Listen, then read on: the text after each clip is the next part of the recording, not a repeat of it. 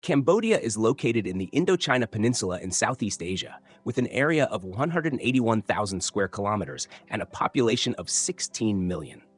Today's Cambodia is very underdeveloped and is the poorest country in Southeast Asia. However, unlike its current state of poverty and weakness, Cambodia was once a powerful nation in history. Cambodia's history is very ancient. As early as the 1st century CE, the Khmer people established their state here. In 802 CE, the Cambodians established the glorious Angkor Dynasty, which at its peak occupied almost the entire Indochina Peninsula. The world-famous Angkor Wat was built during this period. It is the largest Buddhist temple in the world, representing the peak of classical Khmer architecture, and is Cambodia's global icon. The image on Cambodia's national flag is Angkor Wat. Moreover, the Angkor Dynasty lasted for over 600 years, a span 9 times longer than the Soviet Union and 42 times longer than the Qin Dynasty. But moments of glory are fleeting. Don't mistake a moment for eternity. By the end of the Angkor Dynasty, Cambodia gradually weakened, while Thailand and Vietnam on either side rose to power. Cambodia was caught in the middle, like Germany during the 2 world wars, fighting on 2 fronts and going through a period of fierce conflict with its neighbors, known historically as the Thai-Vietnamese War. After being dominated alternately by these 2 powerful neighbors, Cambodia gradually became a joint vassal state of Thailand and Vietnam, reminiscent of Poland during World War II. In 1858, France began its colonial exploitation of Indochina. After the Franco-Vietnamese War of 1858, the Sino-French War of 1883, and the Franco-Siamese War of 1893, Laos, Vietnam, and Cambodia successively became French colonies, collectively known as French Indochina. The term Indochina might be confusing. Actually, China in this context is the transliteration of China, meaning the country of China. Initially, Western powers only knew of India and China as the major powers in the East and had no concept of the Indochina Peninsula. When they discovered this peninsula between India and China, they named it Indochina, meaning the region between India and China. Thus, the French colonies in the peninsula were called French Indochina. In that year, Hitler's Operation Manstein was implemented, leading to France's occupation in 42 days, the fall of the French Third Republic, and the establishment of Vichy France. Also in that year, Japan joined the Axis powers and took control of French Indochina from Vichy France. In 1945, Japan launched Operation Mago, forcefully occupying French Indochina. Under Japanese support or coercion, Vietnam, Cambodia, and Laos successively gained independence. This wasn't because the Japanese had a change of heart, but rather to separate these countries from French control for easier domination. This was similar to Japan's establishment of the puppet state of Manchukuo in China. However, Cambodia did legally gain independence, and during World War II, many countries considered using fascist forces to counter colonial powers, such as Egypt's Sadat and India's Bose. After all, in the eyes of colonized peoples, they were all invaders. The British and French colonial empires were successful earlier invaders, while the fascists were aspiring invaders, seeking to replace them. With Japan's defeat in World War II, French colonial forces returned. In October 1945, less than 2 months after Japan's surrender, France sent troops to occupy the capital Phnom Penh, regaining control of Cambodia. This timing coincided closely with the French campaign. At this time, a significant figure emerged, then King Norodom Sihanouk. To break free from French colonial rule again, he conducted diplomatic visits to Western nations externally, seeking international support, especially from the United States. Internally, he left the capital Phnom Penh to organize civilian militia groups and launched nationwide anti-French demonstrations. Through his tireless efforts, France finally transferred all sovereignty, especially military authority, to Cambodia on November 9, 1953. French troops withdrew from Cambodia in July of the following year, and Cambodia achieved true independence. Does something seem off about this story? Are the French idiots who would just leave? If simply complaining and protesting could drive others away, China would be sailing across the Atlantic by now. One could say that Sihanouk's throne was handed to him on a silver platter, and independence is always won through bloodshed. This principle applies equally in Southeast Asia. Few people know that Cambodia was also part of a larger battlefield. At the time, facing France's return, although Sihanouk was unhappy, he actually accepted it. However, in Cambodia's eastern neighbor Vietnam, there was someone who disagreed: Ho Chi Minh. He founded the Revolutionary Youth League of Vietnam in 1925 and established the Communist Party of Vietnam in February 1930, leading Vietnam's resistance against French colonial rule. After fighting the French for most of his life, he finally established the Democratic Republic of Vietnam after World War II. But less than a month after independence, France organized an expeditionary force of 70,000 troops to urgently deploy to Indochina. Thus began the 9-year War of Resistance against France. After the hard struggle of the Vietnamese military and civilians, 140,000 French troops were annihilated. 8 French expeditionary force commanders were defeated and recalled, and the 550,000-strong French Union forces were defeated. The victory of Vietnam's resistance against France drove French colonial forces completely out of Indochina, greatly depleting France's national strength and directly causing the fall of France's 20th cabinet. Notably, China played a crucial role in Vietnam's resistance against France. According to incomplete statistics, China provided Vietnam with 116,000 guns, 4,600 artillery pieces, and other military supplies. More importantly, China sent senior generals to form military advisory groups to directly train troops and command operations in Vietnam. Returning to Cambodia, for France, the defeat in the Vietnam War made it impossible to maintain colonial rule over the entire Indochina Peninsula. Additionally, with Laos and Vietnam establishing socialist regimes during this period, to prevent the then non-communist Cambodia from also turning to the communist camp, France and the United States decided to support Sihanouk in forming a new government, with the condition that he maintain neutrality. Thus, through the victory of the Vietnam-France War and Sihanouk's diplomatic efforts, Cambodia broke free from French colonial rule and gained true independence, beginning the era of Sihanouk. As a constitutional monarchy, the king cannot serve as regent. So Sihanouk abdicated the throne to his father Suramarit in the second year of independence, and in the third year formed the People's Social Alliance Party and served as its president. Because Sihanouk was the former king and hero of national independence, and his People's Social Alliance absorbed most of Cambodia's left and right-wing forces, he and his party won a landslide victory in that year's election. The People's Social Alliance controlled all parliamentary seats, and Sihanouk became prime minister and minister of foreign affairs. Later, when his father King Suramarit passed away, leaving the throne vacant, Sihanouk created and assumed the position of head of state, officially becoming Cambodia's highest political leader. After gaining supreme power and establishing authoritarian rule, externally he adhered to and maintained a peaceful neutral foreign policy.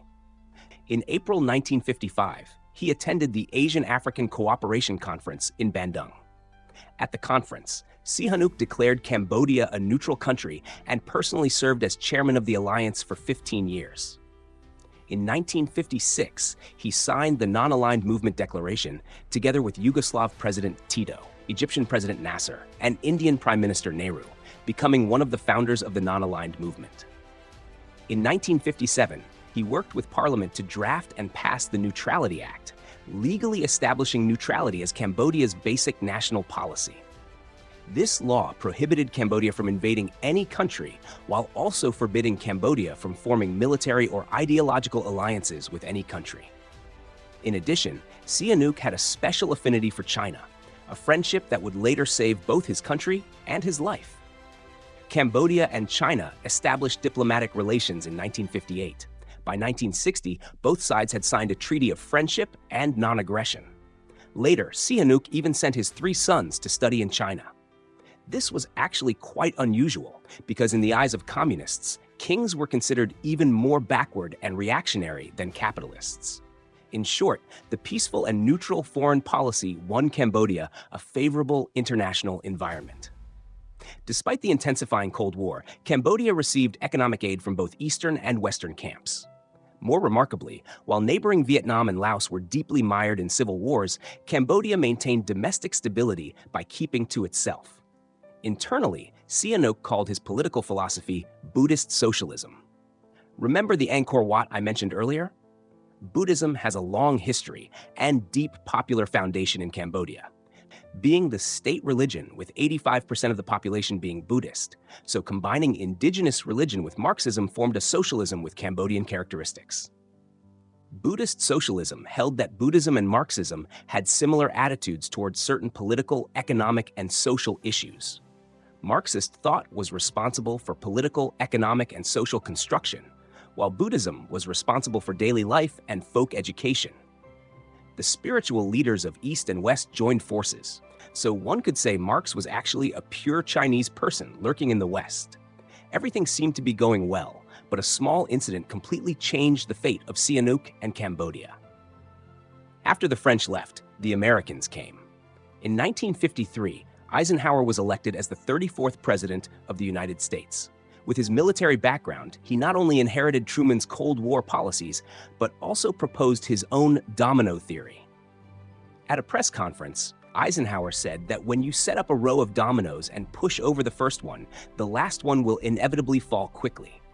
He believed that if one country in Southeast Asia fell to communism, other countries in the region would fall like dominoes, one after another, affecting America's security strategy in Southeast Asia and ultimately seriously impacting America's position in the Far East.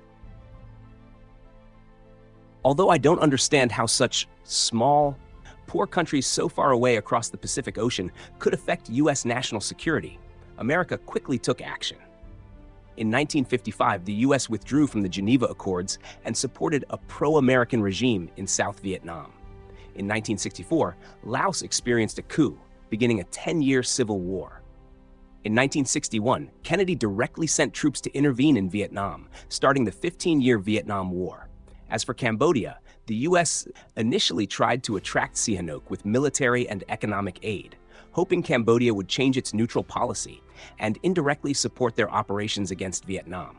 However, Sihanouk did not comply with American intentions, continuing to maintain friendly relations with the socialist regimes of his two neighbors, while being particularly close to China, something the U.S. could not accept.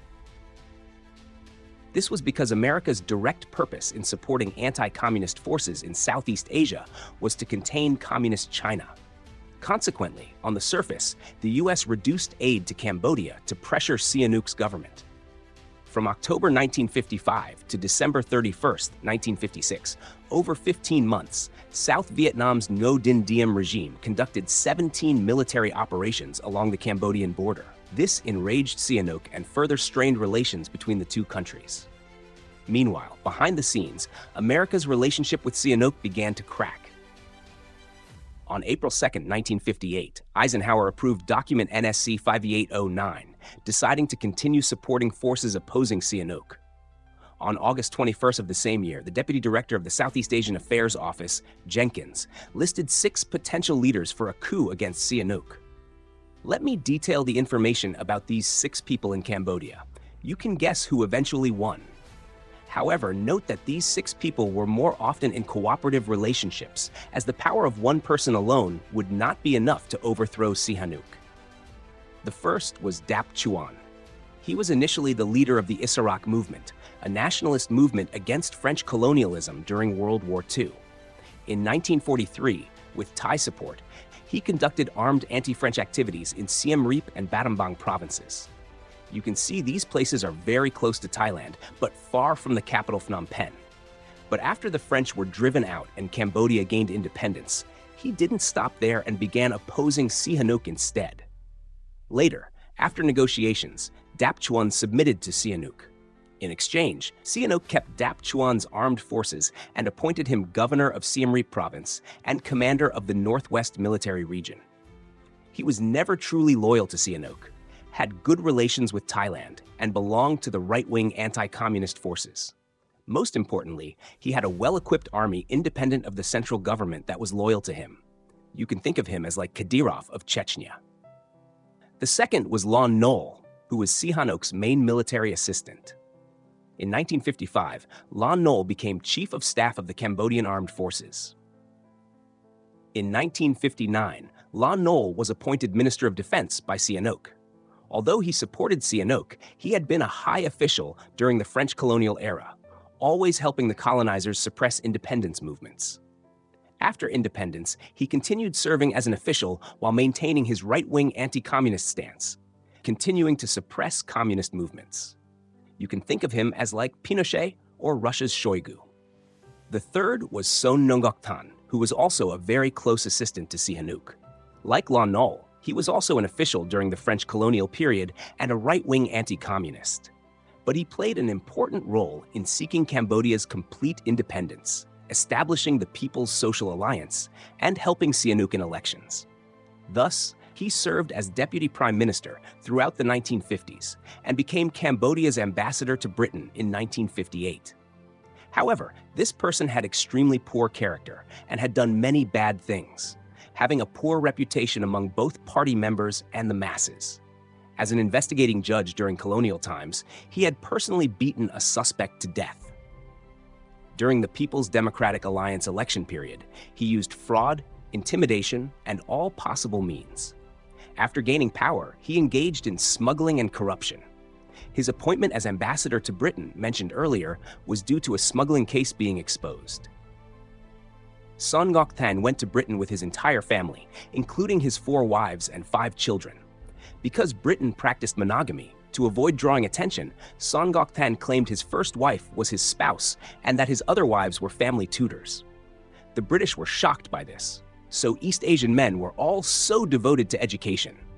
Not long after, one of his maids reported him to London police with a 1-month-old baby, accusing Son Ngoc-Tan of severe domestic violence.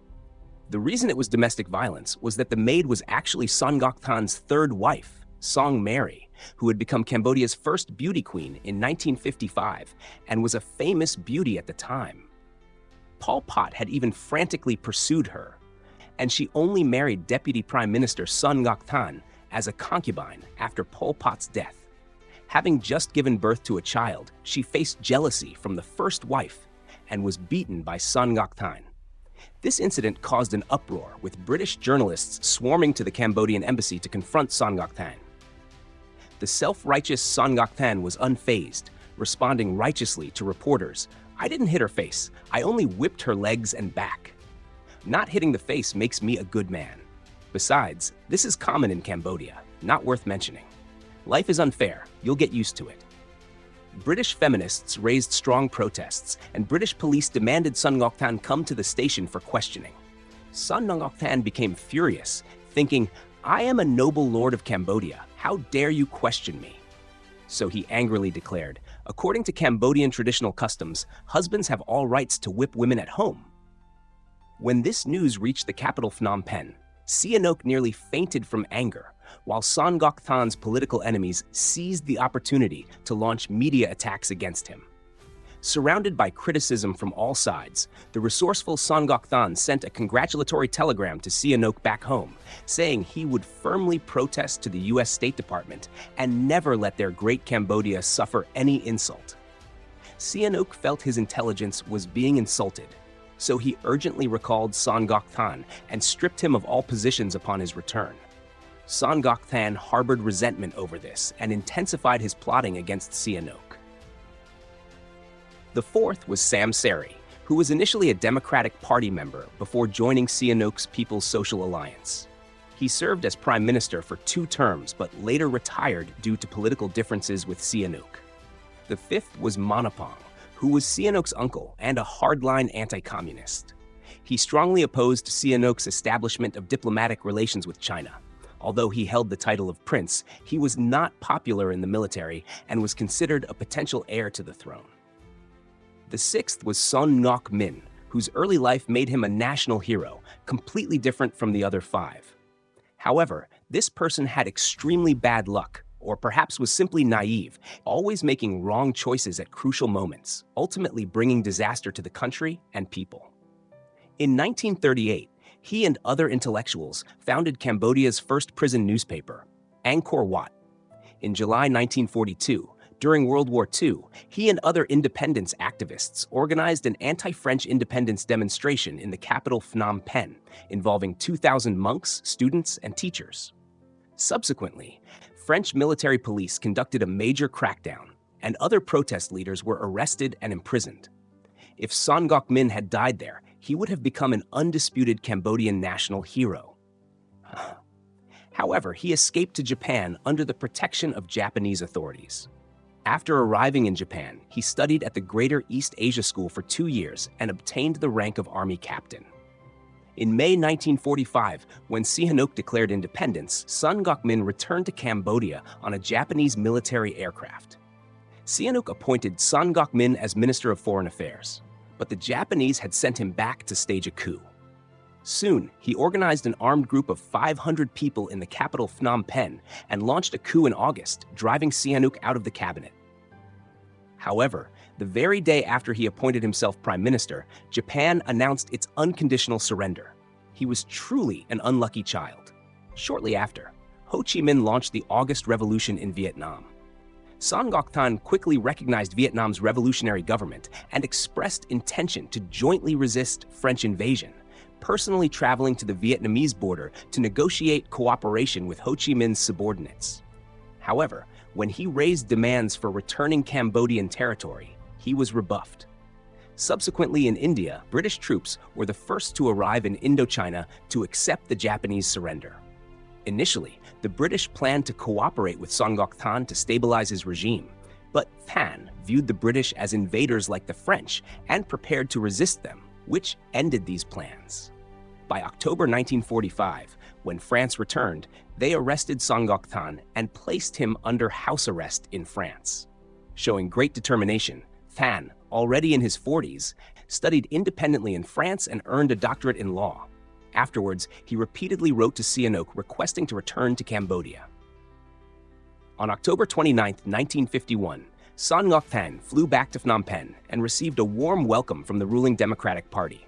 He rode in a Citroën from Pochentong Airport to central Phnom Penh, with nearly 100,000 people lining the roads holding small flags reading Son Ngoc Thanh, Our Hope, and Son Ngoc Thanh, National Hero.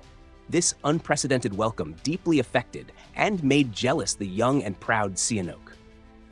Despite the Democratic Party's welcome, Thanh did not join them, but went to the Western region and organized his own anti-French armed forces. This army later became known as the Free Khmer, or Blue Khmer. After Cambodia's formal independence, Son Ngoc Thanh's forces became an opposition armed group outside the legitimate government. When the United States extended an olive branch, both sides quickly agreed. America provided funding, while Thanh provided the manpower. After introducing these 6 figures, let's return to the original timeline. Dap Chuan was the first to take action. In 1956, he accepted U.S. aid and openly declared his anti-communist stance. While serving as Interior Minister, he frequently convened parliamentary meetings and openly opposed Sihanouk's pro-communist foreign policy. This greatly displeased Sihanouk, who dismissed him and demoted him to military commander of Banteay Manche province. This led to Dap Chuan's dissatisfaction, and he began secretly plotting to overthrow Sihanouk. Sam Sari also visited the United States for 3 months in 1956, during which he established long-term cooperation with the CIA, becoming another secret force opposing Sihanouk. The opportunity for a coup emerged in late 1958, when Cambodia established formal diplomatic relations with China, drawing great dissatisfaction from the US and domestic anti-communist forces. The Queen Mother privately suggested replacing Sihanouk with his brother Manapong as the next prime minister. With help from the US and South Vietnam, they joined forces with Son Ngoc Thanh and Sam Sari to gather large forces along the western border, preparing to launch a coup against Sihanouk. However, the coup was exposed. In early January 1959, China, the Soviet Union, and France all informed Sihanouk that a conspiracy to stage a coup was brewing in Cambodia, specifically identifying Sam Sari and Dap Chuan as participants. On January 12th, Sihanouk gave a speech revealing the discovery of an impending coup aimed at overthrowing the government and changing its neutral policy. The US, learning of the exposure, began distancing itself. On January 20th, Sihanouk arrested most of Sam Sari's subordinates, but Sam Sari and the American diplomat Matsui Fumio, who was responsible for coordinating between coup groups, escaped. Seeing the coup's failure, Dap Chuan opted for his backup plan, declaring the northern provinces independent and forming a new country with southern Laotian provinces. However, this second plan also failed. On February 21st, Sihanouk sent Lon Nol as operation commander to arrest Dap Chuan. Lon Nol's forces disarmed Dap Chuan's headquarters troops without firing a shot. Before the operation, Sihanouk had ordered Lon Nol to capture Dap Chuan alive, but Lon Nol executed him. Lon Nol deceived Sihanouk, claiming Dap Chuan died from fatal wounds. In reality, Lon Nol eliminated Dap Chuan to prevent him from revealing their cooperation with the US. This was the process of the Dap Chuan coup. The result was Dap Chuan's elimination, Sam Sari's exposure, while Sihanouk narrowly escaped danger. During this incident, they seized 2 American-made telegraph machines transported from South Vietnam to Dap Chuan, along with 270 kilograms of gold, and arrested 2 telegraph technicians with South Vietnamese passports. One technician confessed that Matsui Fumio personally delivered the telegraph machines. This evidence directly implicated US and South Vietnamese involvement and direction in the incident. However, the failure of the Dap Chuan coup didn't discourage domestic and foreign opposition forces. Just 6 months later, the US planned an assassination attempt. On the morning of August 31, 1959, during a routine palace ceremony, while Prince Vakravan, the master of ceremonies, was opening gifts in the front hall, one package exploded, killing him instantly and injuring many others. This was very fortunate for Sihanouk because traditionally he would have opened the gifts himself. But that day, he and Prime Minister Pen Nuth were preparing to attend a UN meeting and saying goodbye to the king and queen. So he had ordered others to open the mail in the front hall, thus escaping death. After the incident, palace guards discovered relatives of Sam Sari among those present, who confessed they were sent by Sam Sari and instructed to report any unusual occurrences in the palace. The Cambodian government later determined that the package was sent from a US military base in South Vietnam, with evidence again pointing to US and South Vietnamese involvement. After one coup attempt and one assassination attempt, Cambodia-US relations hit rock bottom. In 1963, Sihanouk rejected US military and economic aid. In 1956, Cambodia formally broke diplomatic relations with the US. Although relations were restored in 1969, tensions remained unresolved. For the US, this round of efforts not only failed to bring Cambodia into the free world camp, but also damaged US-Cambodia relations. Having completely pushed Sihanouk into opposition, they faced failure. The US didn't change its established policy, continuing to support anti-Sihanouk forces while quietly waiting for the next opportunity. That opportunity emerged 10 years later. In August 1969, 64-year-old Prime Minister Pen Nuth resigned due to poor health. Sihanouk appointed Lon Nol as Prime Minister to replace him and named Sirik Matak as Deputy Prime Minister, who also served as Minister of Interior, Security, National Education, and Religion. Sihanouk trusted them as they were politicians he had personally promoted. In September, Lon Nol claimed ill health and went abroad for medical treatment, with Sirik Matak serving as acting prime minister. In fact, this separation was intentional. The two had previously formed an alliance and were secretly planning to overthrow Sihanouk, one abroad and one at home. Subsequently, Sihanouk also left Cambodia for a state visit to Europe. While Sihanouk was visiting Italy, Lon Nol, who was supposedly receiving medical treatment in France, specially traveled to Rome to meet him. Lon Nol sought Sihanouk's advice on domestic issues and, before leaving, bowed to Sihanouk, reaffirming his eternal loyalty. This greatly reassured Sihanouk, who continued his visit schedule. In February, Lon Nol returned to Cambodia before Sihanouk and began his coup plan, centered on creating conflict between Cambodia and Vietnam. First, he recalled 500 rial notes under the pretext of eliminating counterfeit currency. These notes were specifically used by Vietnamese anti-American forces to purchase supplies along the Cambodian border. This currency recall reportedly cost Vietnam $70 million in supplies. Second, Lon Nol used media to incite hatred against Vietnam. The media first extensively covered historical, territorial, and ethnic issues. Meanwhile, US bombers conducted strikes on Cambodian border areas, citing the presence of Vietnamese communists, causing many deaths. Lon Nol blamed the Vietnamese for bringing US bombing. This added fuel to already tense relations. Third, Lon Nol directed Cambodian military forces to shell Vietnamese communist positions along the border. Lon Nol successfully portrayed himself as a national hero defending national interests. Fourth, he organized protests. From early March, officials supporting Lon Nol began mobilizing people in Cambodia-Vietnam border areas to hold anti-Vietnamese demonstrations, shouting slogans like VC Get Out and Eliminate the Vietnamese. On March 11th, after careful planning, large-scale student protests erupted in Phnom Penh. The demonstration was well organized, moving toward targets as if rehearsed. They first passed the National Assembly, then the Royal Palace, making state institutions aware of the protests' presence and intensity. Then they stormed the North Vietnamese Embassy and the Provisional Revolutionary Government of South Vietnam's embassy, engaging in destructive activities and posting anti-Vietnamese slogans.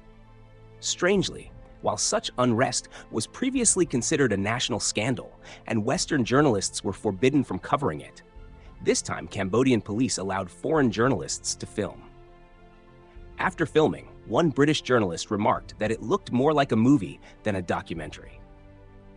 Comparing before and after, you can see the complexity of Lon Nol's plan, the sophistication of his methods, and his demonstration of massive, complete domestic power. On the evening of March 17th, Phnom Penh's Pochentong Airport was closed, with tanks and armored vehicles occupying strategic locations throughout the capital and public buildings guarded by troops. Pro-Lon Nol colonel rank officers began taking action, while opposing officers were quickly controlled or executed. At this time, Sihanouk was on a state visit to Moscow, unaware of events unfolding at home. At 9 a.m. on March 18th, the National Assembly and Royal Council held a joint session, announcing the nation faced threats and granting the government supreme power. During the session, officials involved in the coup took turns at the podium, denouncing Sihanouk's crimes and suggesting his removal. At 1 p.m., the National Assembly, using intimidation tactics, voted to remove Prince Sihanouk and strip him of his position as head of state. The resolution abolished the monarchy, established the Khmer Republic, with Lon Nol serving as head of state and commander-in-chief of the armed forces, and appointed Cheng Heng as president. After seizing power, Lon Nol began implementing more aggressive anti-Vietnamese policies and started heavily purging Vietnamese people and communists within Cambodia. For this, he even permitted U.S. bombing of Cambodia's borders, causing many civilian deaths and displacement. However, he lacked the courage to directly engage in full-scale war with Vietnam, given that even his predecessor couldn't win, let alone Cambodia, which had barely fought any wars in modern history. Through these operations, Lon Nol gained power and American dollars. Everything seemed perfect, but the people didn't support his coup, and anti-Lon Nol and pro-Sihanouk demonstrations quickly erupted nationwide. In Kampong Cham, protesters destroyed the provincial governor's residence and courthouse, demanding Prince Sihanouk's return. In Pre Veng, one of Lon Nol's brothers, Lon Nil, was killed by the crowd, his liver cut out and sold to a local restaurant chef. In Kampong Tom, Assemblyman in Tam's mansion was burned, and almost all provincial legislators' parents were captured and killed by the masses. Sihanouk was the greatest contributor to national independence and had been Cambodia's royal leader for 30 years, but Lon Nol betrayed him, leaving the national hero to wander abroad. In 1972, Lon Nol's government experienced internal strife, with the president placed under house arrest and Deputy Prime Minister Sirik Matak removed from office. Lon Nol appointed himself president. At this time, a force was rapidly rising, Pol Pot and his Khmer Rouge, who will be the protagonists of our next story.